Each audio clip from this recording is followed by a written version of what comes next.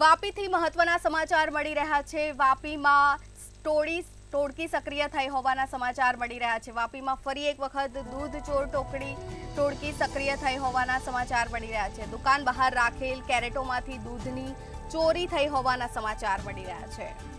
વાપીમાં દૂધ ચોરીની સમગ્ર ઘટના સીસીટીવીમાં કેદ થઈ છે।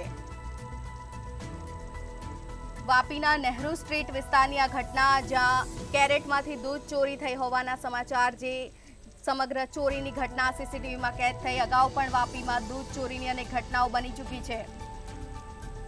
વાપીમાં ફરી એક વખત દૂધ ચોર ટોળકી સક્રિય થઈ છે। રાત્રિના અંધારાનો લાભ લઈ દૂધની ચોરી કરતા હોય તેવા દ્રશ્યો સામે આવ્યા છે। સીસીટીવી સામે આવ્યા છે। સીસીટીવીમાં જોઈ શકીએ છીએ કે રાત્રિના અંધારાનો લાભ લઈ ચોર ટોળકી દૂધની ચોરી કરી રહ્યા છે।